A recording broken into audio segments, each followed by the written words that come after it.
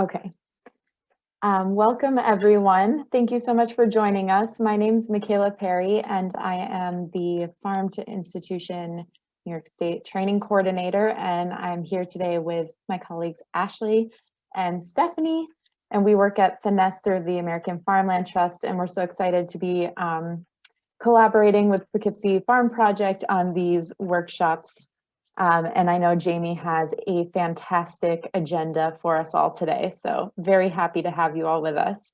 Before we get started, I just want to let you all know that we run an annual Farm to School Institute, and we actually are accepting applications right now for the next cohort for the 2021-22 school year.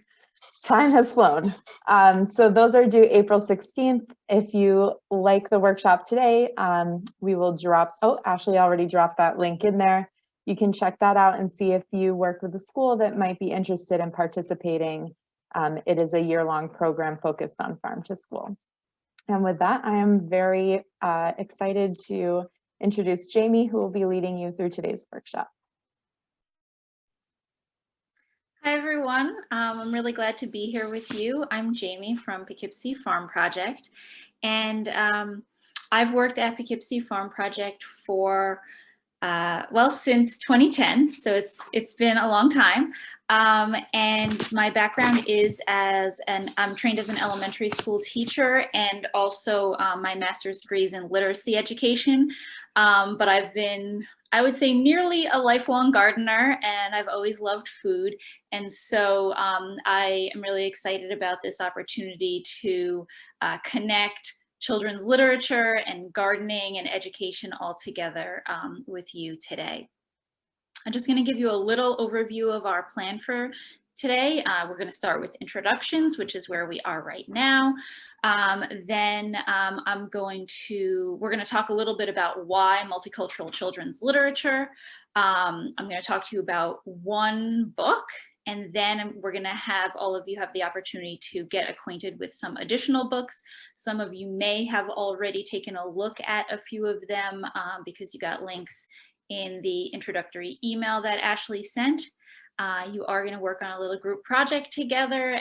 We will have some presentations, and then we'll do some more talking about books and ideas, and I'll respond to questions that you may have, and then we will finish up. And when we send a follow-up email, you'll also receive a book list, which is going to be a Google file, which will be a living document. So as we update it, as we grow our collection, we will also grow that list. So you will have access to that growing resource.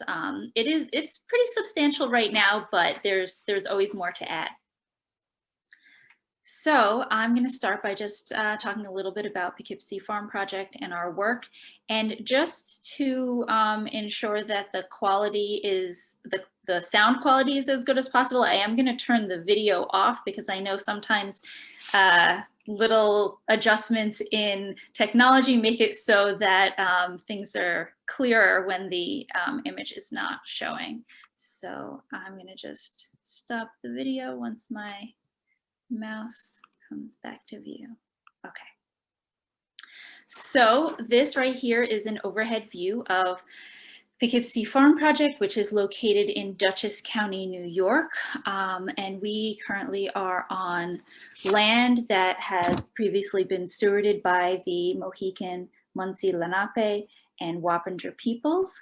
And if you happen to know the peoples that stewarded the land where you live or work, you can go ahead and add that information into the chat so we can acknowledge the land that we live and work on, and who cared for it before we came to be on it.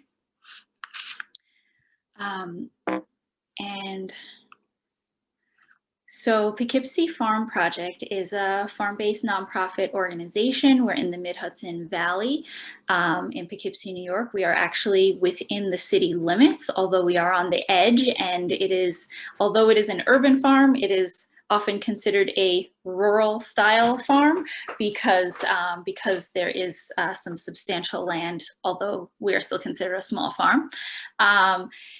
And we grow food for about 500 CSA shareholders, including subsidized CSA shareholders, where we fundraise in order to cover some or all of the cost of those shares for members of our community who would not otherwise be able to cover that cost themselves. We also train future farmers and provide education about food and farming and work related to farm to school, like we are doing here with you today. And in addition, we increase access to local food through a variety of other methods, including providing food to 13 emergency food providers in our area, and also directly giving out produce to students and families that are engaged in our educational programs at several sites throughout the city of Poughkeepsie. So we are here today to talk about multicultural children's literature, and it's a topic that that I am really excited about. We've started working on multicultural children's literature several years ago, and oh, sorry about that. And I'm going to tell you in a little while why we got started on this work. But what I want to start with is hearing from all of you, and I'm going to just ask you to take a moment to introduce yourselves in the chat. We are going to have the opportunity to hear from people with their voices in the small groups and in the presentations, but for now, just want to ask everybody to first, if you haven't already, just make sure your name shows correctly. And if you're not sure how to do that, you're gonna hover over your picture and touch on the 3 dots and click on them, and you can rename yourself to what your name is if it's different from what your computer or Zoom account may have named you. And then you're gonna just type into the chat your, sorry about that, folks. This is going a little forward. Okay, your position or role, your organization, school or farm, your location, and something you're hoping to learn today. And I am going to just view the chat and share some of what we're seeing here. So we've got someone from, oh, College Park, Maryland. Thanks for joining. I was figuring we would mostly have New York State folks here, but welcome to everybody, whether nearby or far away. Okay, so we've got someone from Cornell Cooperative. We've got someone here from Oregon. Oh, wow. We've got an exciting spread of folks. So keep on adding your information to that chat, and if you haven't already, go ahead and add what you're hoping to learn about. Jackie says, I'm hoping to learn more about literature and ideas for enrichment in our after-school programs. We've got Emma, who is hoping to learn about books that we can use in farm-to-school program. And we have Marion, who's doing some serious gardening in Brooklyn. That's awesome. So as you continue to add that information here, I'm going to just move on to our next slide, and I will try to check back to see if there's anything that maybe by the end, if I haven't gotten to something, I'll either try to find you some resources or see if there are questions that I can answer that the presentation and the webinar and the presentations that you all do don't cover some of what you're looking for.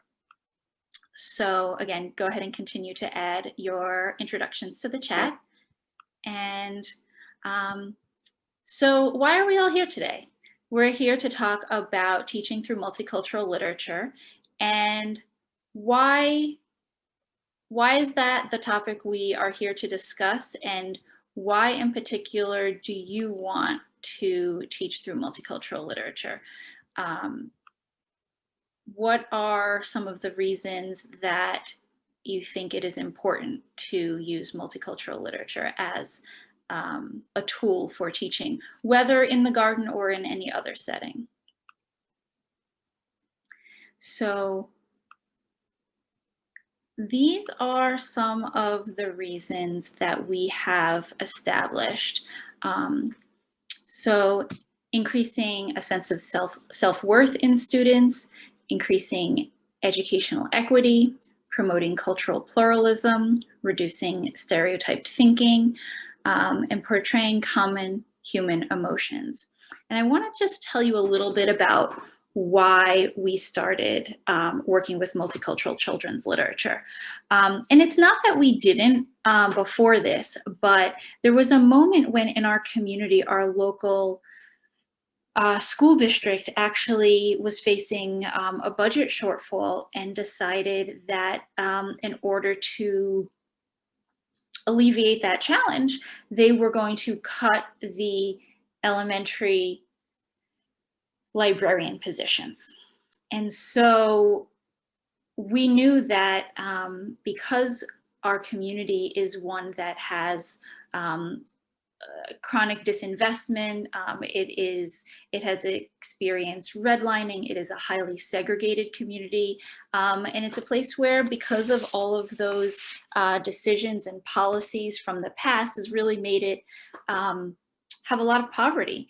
And that means that there's less access to resources, including books, in our community. And so when we knew that the students were not going to be able to borrow books from their school libraries, we decided to make sure that our educational programs that we were offering through our Farm to School program and other programs, that they would include children's literature as a part of all of those programs. And primarily in our farm visit program, where classes would come to the farm for field trips, and in our school garden and cooking in the classroom programs, which we offered at the school, either again in the school garden or in the classroom in our cooking programs. So we decided to kind of redesign those programs to focus around a piece of children's literature.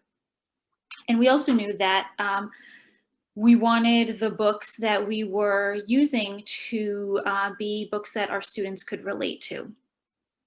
So we did a lot of research, and going to the bookstore was not particularly helpful in this research, but the internet was definitely very helpful. And we built a library of books relating to gardening, food, cooking, farming, and food justice that we have then built lessons and activities and programming around that we've been using for, I want to say, maybe 5 or 6 years now. And then what also came out of that is this workshop that we offer at conferences. And this is actually the very first time it is being offered as a webinar. So, so you are the inaugural group to take part in this as a webinar. So I will definitely appreciate any feedback you have, because transitioning it into a webinar was a little new because of its interactive components. So thank you for joining and getting excited about wanting to use multicultural children's literature for the type of work that you are all doing with young people. So a few years ago, I read a book, and many of you may have read the book or watched the movie, but you may have heard of the film or the book Hidden Figures. And in the preface to that book, this line stood out to me, and I just want to read it aloud to you and just dwell on that for a moment.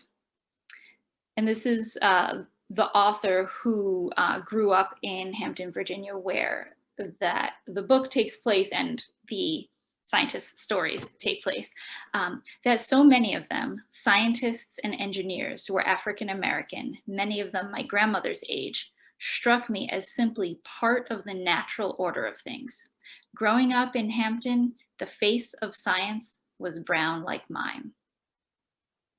So although this author did grow up to be a writer, scientists and engineers where she grew up were Black, and they were also Black women. And that was not a strange thing. That was just how it was. It was normal and accepted, and not something strange or unusual.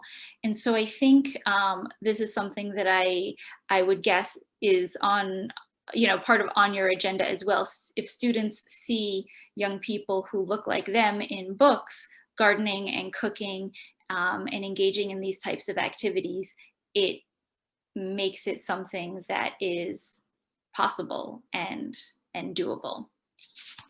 I did also want to just mention that, I know a lot of people come to multicultural children's literature because they work with students that come from a variety of different backgrounds, but I do want to stress the importance of multicultural literature, even in a school that has all white students or almost all white students, because students need to see people who look like them, but they also need to see people who don't look like them to be able to have those connections and to break down barriers. So just keep that in mind if you have colleagues who maybe are working with or working in schools or areas where most or all of the students are white. That doesn't mean that multicultural children's literature is not for them. It absolutely is. It is for everybody. Okay, so we are going to get started by talking about a book that I absolutely love, and this is called In the Garden with Dr. Carver. This is a historical fiction book, so it is based in reality, but the things that happen in the book are not exactly true. It is, it is based on something that could have happened. So it's a story about George Washington Carver, and he has a movable school wagon that a young girl notices, and he uses that wagon to drive around the South and teach people about horticulture and different farming practices, and goes to farms and helps farmers figure out how to solve some of their challenges. And this little girl asks for help in her school garden, and George Washington Carver comes and helps them figure out some challenges that they're having in their school garden. They realize that a rose bush that is not thriving is actually not getting enough sunlight. They go into the woods and actually gather some leaf mulch and topsoil and add that to the garden. And it's a really beautiful story for using in the school garden because it's about a school garden, and it's about observation, and they also do some drawings in it. So there are actually activities that happen in the story that you can actually just go ahead and use with the students. So it's a really wonderful book for teaching in that way. So it's one that we have used extensively, and I'm going to just talk to you a little bit about the ways in which we have used this book. So George Washington Carver was known as the plant doctor, and he really spent his life explaining to people the importance of plants and how they could get everything they needed from the world around them. And he traveled all over the South, focusing on teaching farmers how to use sustainable growing practices and the ways in which they could regenerate the soil while growing crops that they could make a living on. So one of his key focuses was, again, supporting farmers, specifically Black farmers in the South, so that way they could feed people, and with a specific focus on folks that were struggling to get by. And that was really a thread throughout his work, which I think is an important thing for young people to know about and understand. And I think knowing that, you know, depending on the age level and the ways in which you're able to talk about things, can talk about the fact that there were many more Black farmers and some of the reasons why Black farmers lost their land or their land was taken from them.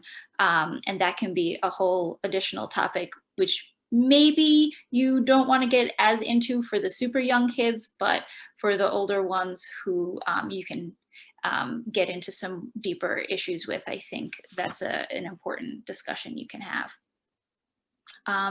So one of the things that was key to George Washington Carver's work was cover cropping and crop rotation, and using crop rotation in a way that ensured that each rotation produced a crop that was food, that could be sold, or could be made into something. And Dr. George Washington Carver also invented hundreds of different uses for both peanuts and sweet potatoes.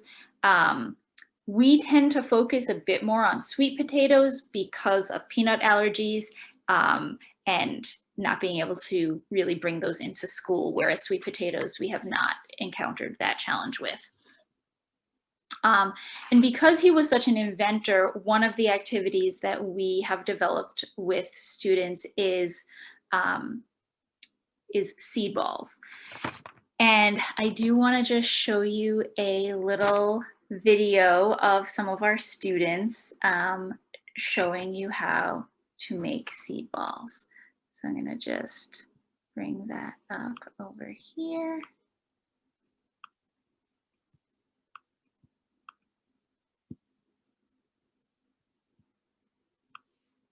And this was before COVID.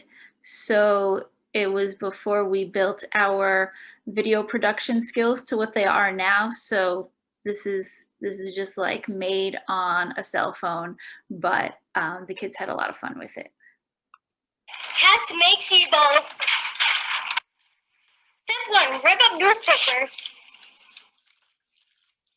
This is what it's supposed to look like. Step 2, soak newspaper and water and blend wet newspaper. Step 3, put blended paper into a towel and squeeze out the water.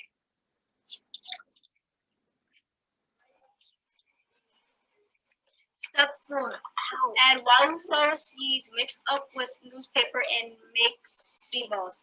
This is what they should look like. Step 5, let it dry for 3 days. This is what throw them where you want to grow a garden. That's how.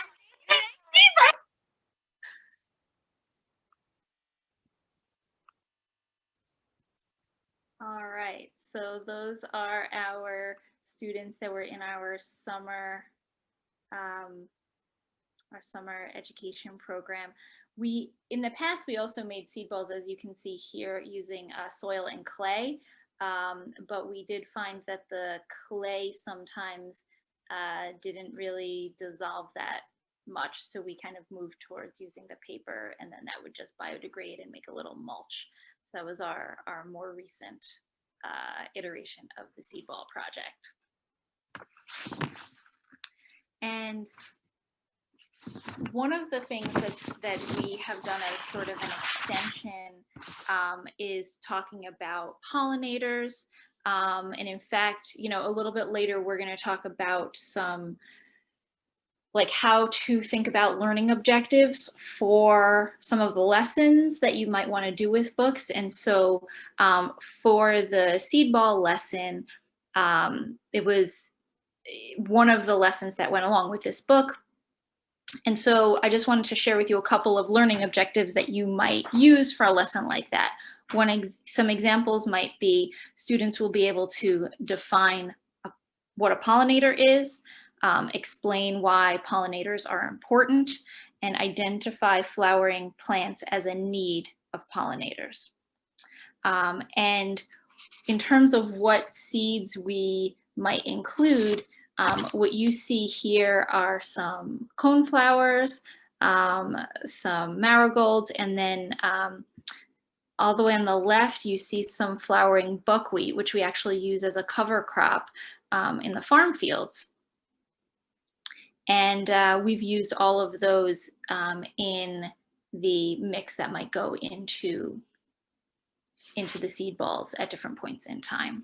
We also, we're currently working on a project called Pollinator Pathways, and are focusing on swamp milkweed, monarda or bee balm, and goldenrod.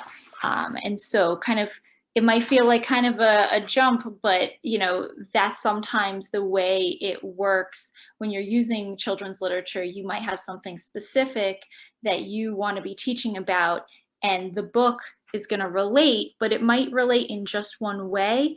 But it's that pathway to get to that topic you want to discuss. So next, we're going to talk about some recipes. So we usually make a smoky sweet potato hummus with the students. And we actually have some resources about sweet potatoes and other recipes and activities with sweet potatoes that we will share with you.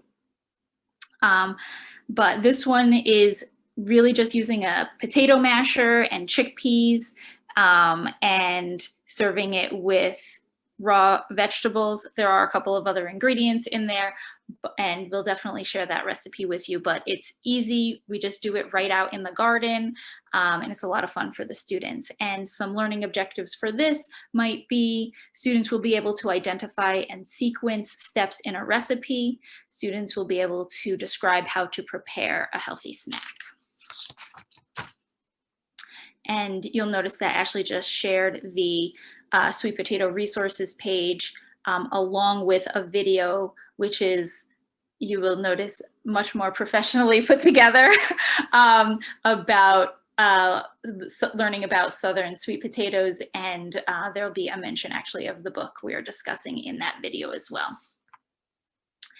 And okay, so looking at some possible vocabulary words that you might use, and a learning objective for that might be students will be able to accurately define 4 new vocabulary words. Students will be able to use the vocabulary words in an informative sentence. So those are just some ideas. I just want to take a quick check on the timing, and I think we're gonna just go a little bit more quickly here. So these are some additional extensions, other ideas. You might get more deeply into nutrition. You might want to go into science and food webs, or you might want to focus on English language arts and talk about some root words and word origins and that sort of thing. So there are lots of possibilities, all based with a foundation of one children's book. You could spend a huge amount of time with different extensions on such a book. And this is really a beloved one. So now it is time for us to do our task together. So this is what we are going to do. We are going to go into breakout rooms, which I think many of you have probably done in the past. Each breakout room is going to be one book title, and you're going to get to choose which room you go into. However, if one of those rooms has more people in it and the other rooms don't have a lot of people, we may ask people to just kind of help us even those out, so that way we don't have a room with just 1 or 2 people, or especially not having a room with 1 person. So we might ask you to go to your second choice or something along those lines. We do have some resources that we're going to share with you, and you're going to watch the video, which will read the book aloud. Now, in normal times, if we were in person, you would have the book and you would just read it aloud to each other. But since there's no way for us to get you the books, we're going to use the internet. And you're going to identify a concept or a theme that you want to focus on. You're going to develop not a whole lesson plan, but just you're going to complete like a little worksheet that's in the Google slide that we're going to share with you. And then you are going to present to the whole group. Ideally, everybody has a role in the presentation, but you know, figure that out with your group. Your presentation is going to include the title, author, illustrator, and definitely a brief summary of the book. You want to let everybody know what grade level that you would want to use that for, and just share a little bit about what you would teach with that book, and, you know, give an example of one or more of the activities. Okay. Before we get into that, I just want to check, and maybe this is a moment where if you do have a question about this, maybe this would be the moment to actually unmute and go ahead and ask a question, just so we can make sure to get that figured out before we get into our breakout rooms.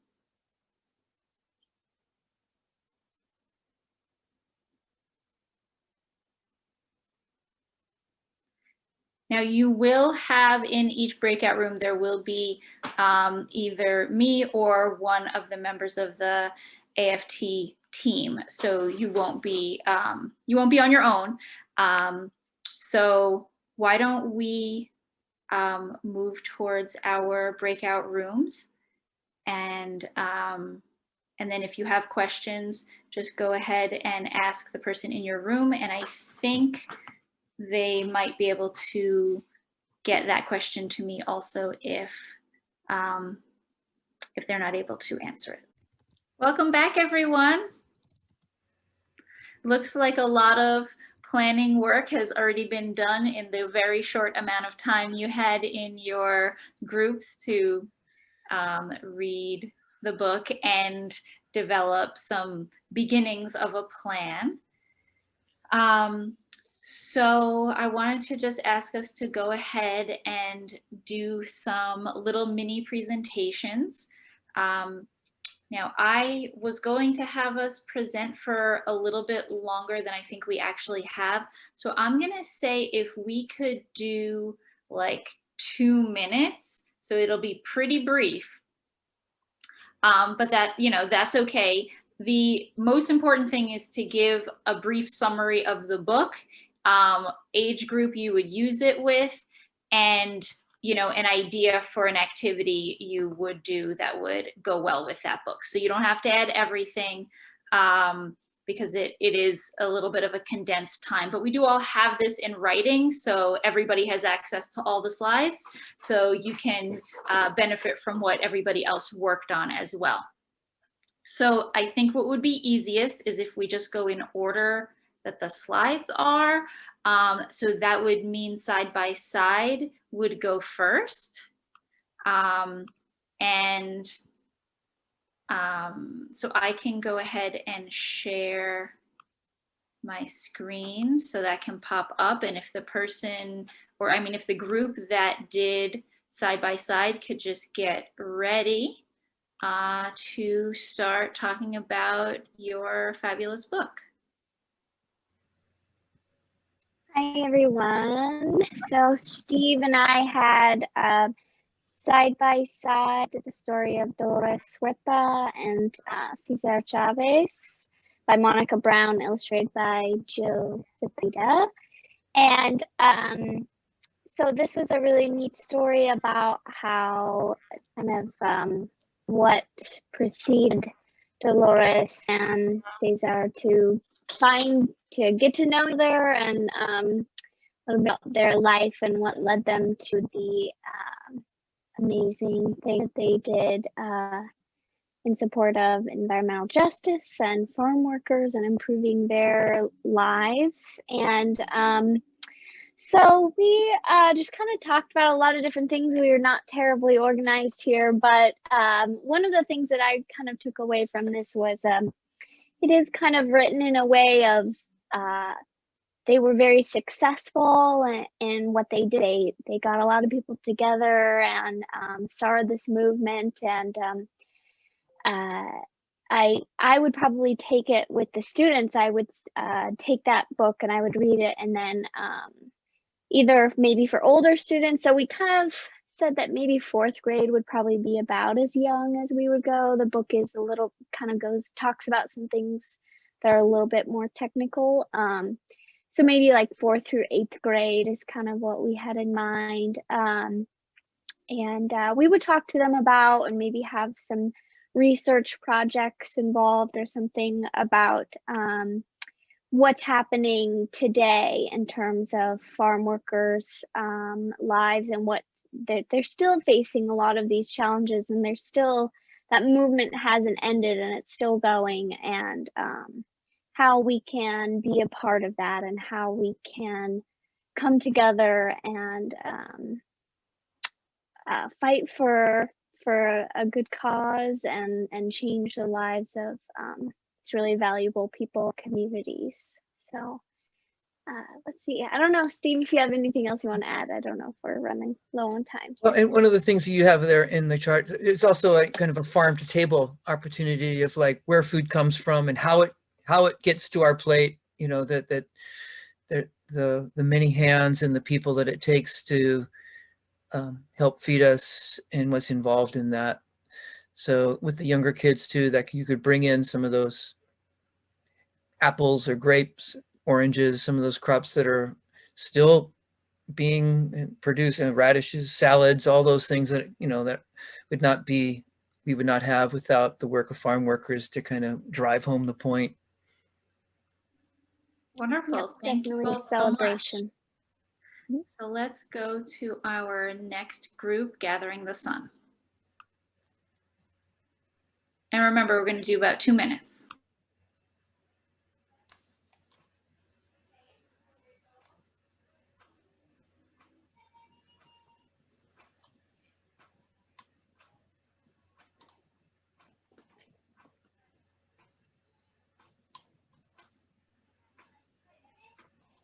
Who do we have from Gathering the Sun? We have Pam and Tracy. Okay. Pam and Tracy, are you all ready to go? Okay. Tracy, do you want me to go? I don't know what happened to her. Okay. We had Gathering the Sun. This book is in Spanish and English.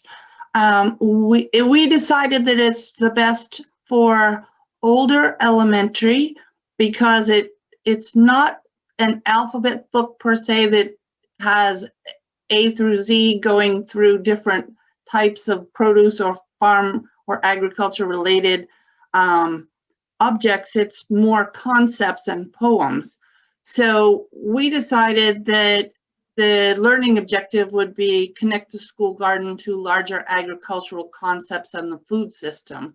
The language in this is really beautiful and could be a great springboard to a lot of different concepts, topics, etc. And we thought that it would be nice for the vocabulary. Neither one of us have the book, so we decided that we would just let people pick 6 of their favorite letters of the alphabet and use that as a vocabulary, because it's not one specific theme throughout the whole book. Learning activities, you can see those listed here. We thought the mindfulness and yoga would be nice because this touches on a lot of different topics that are really that would be related to that, and obviously any type of garden activity and recipes. Plus for extensions, we thought that the language tie-in would be good with creating your own poems and then connecting that to special food in your family or culture. And we also thought that social studies would be an overriding, that would be something that this book would tie nicely into because of how many different subjects it touches on throughout the whole alphabet. Tracy, did you have anything else you want to add? Whoops. Nope, that sounds great. Okay. All right, thank you so much. The only thing I wanted to just add here is that I've used this book with middle school and high school students, where instead of giving them the book, I've photocopied individual pages, so that way you didn't feel like it was a children's picture book. And I've also used it with another book that you'll see in the book list when you get it, which is called Laughing Tomatoes and Other Spring Poems. And it's another bilingual book of poetry, which is, they are really great books to use together. So let's go to our Rainbow Stew group. And we do want to just make sure we're keeping it to about 2 minutes, just so we have a minute or 2 or 3 maybe for questions and answers at the end. All right, go ahead. All right, so this was my group. I was with Emma and Jamie. We decided to have ours be Eat a Rainbow because the book is kind of about these 3 children who are with their grandfather, and it's a rainy day, and so they can't go out and play, but instead they go out and harvest vegetables to make a rainbow stew. So, you know, kind of the celebration of harvesting and combining it all into a meal, and then, you know, celebrating that together at the end. So we were hoping to kind of use that to bounce into activities around the benefits of different colors, like health benefits of the different colorful fruits and vegetables that you can get, and kind of looking at 2 activities down below, either coloring a person based on the reflection of those benefits, or even actually making a collage rainbow from seed catalogs, kind of a 2-part lesson. So doing the color benefits and then doing a cooking lesson later, where you could incorporate the cooking action vocabulary that you see up above. And then, you know, just kind of taking that a little farther if you wanted to incorporate some movement into your lesson. This book had a lot of really good kind of movement descriptions that could be fun for students to act out. Thank you so much. Wonderful. And then we have the ugly vegetables.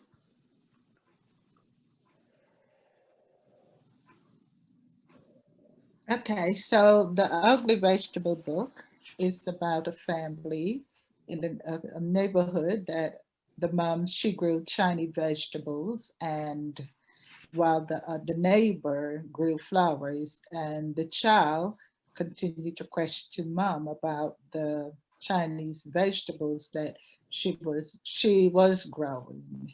The learning activities, students will be presented with photographs of Chinese vegetables along with correct pronunciation in Chinese. And students will be given the opportunity to touch, smell, and taste Chinese vegetables that are seasonable and to be grown, and is able to be grown locally. Someone else said they will share. Anyone else? We talked about there's a vocabulary list in the back of the book with the correct pronunciations of the vegetables featured in the story and some additional ones. And then we also talked about the word ugly and doing a little bit of focus on that. And then the extensions, we went in lots of different directions, talking about the differences in soil and climate locally versus in China, talking about self-worth, growing new vegetables and trying new vegetables, and having positive community interactions by sharing. Wonderful. You know, one of the things I love so much about this book is the way that gardening brings a community together, and that in the end, everybody in the neighborhood is growing Chinese vegetables and flowers. And it's just a lovely story. And I also love that there is even some garden content in there. You're noticing that the vegetables require more water, so they have to use the hose instead of just the watering can. And why are we using big shovels and they're using little shovels? So it has some of that in there, which is also really nice. I did want to just mention, we didn't do this book, but this is another one that you'll see on the book list. Lola Plants a Garden, and it's about a young girl who does some gardening with her mom, and it is more for the early childhood. So it's more appropriate for maybe pre-K, kindergarten. You can use it also in first grade, but even for some of the younger kids, it's much shorter and is a great book for the younger ages. So we just have a very few minutes left. I wanted us to just have an opportunity to ask some questions. You know, I talked a little bit about In the Garden with George Washington Carver, but yeah, just wondering what things folks are wondering about, or if anybody has any tips or suggestions or favorite books to share.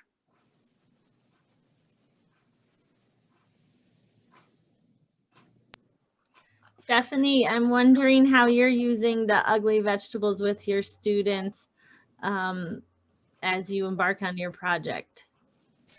Oh, so I'm actually not a teacher. I'm a parent.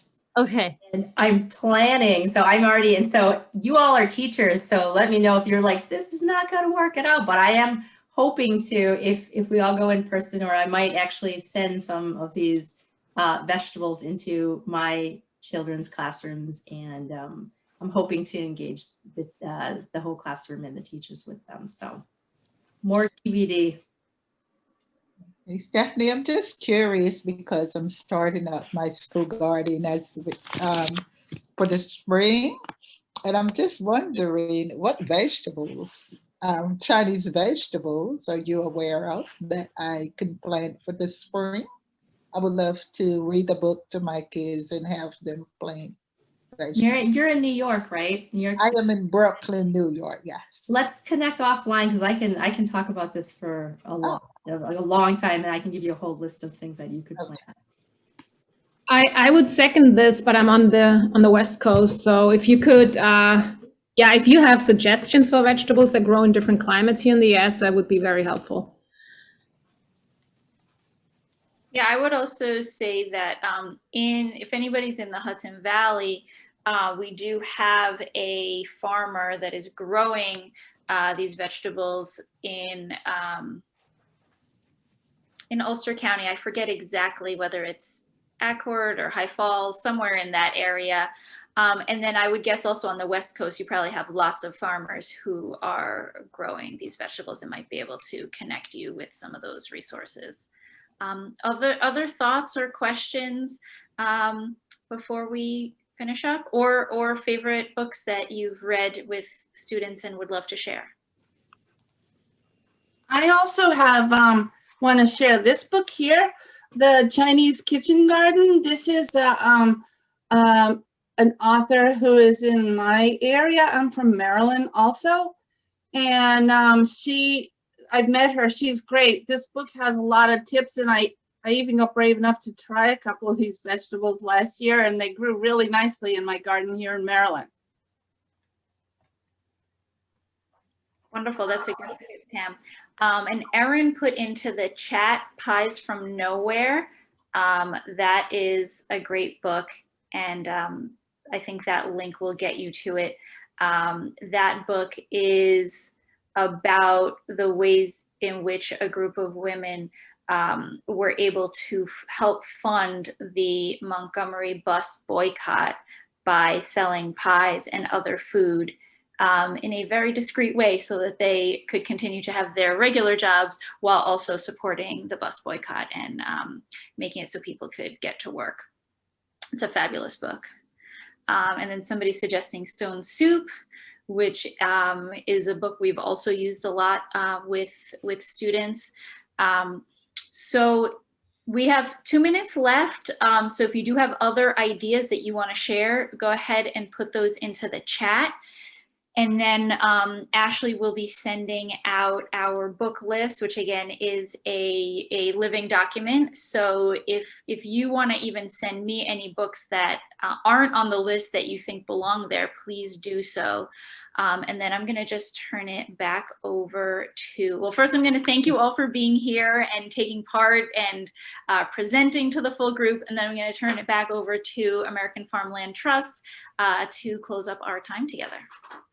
And this is a multicultural version of Stone Soup featuring Chinese setting as opposed to the tradition, the one that the soldiers in Europe sort of setting. So it's a nice different slant. I like it a lot. John Muth's version. Great. Thank you, Steve, for sharing that. I haven't seen that book yet, so I will add that to my library. But thank you so much, Jamie, for this wonderful presentation, and for everyone else for contributing and participating this afternoon. I know it's not easy. It's after school, and it's like 5 o'clock. We're going to be sending out a follow-up email with a link to the recording, and of course, we have Jamie's book list. And we also are going to have a quick evaluation that we would really appreciate you completing. So, and with that, I hope you all have a wonderful rest of your day.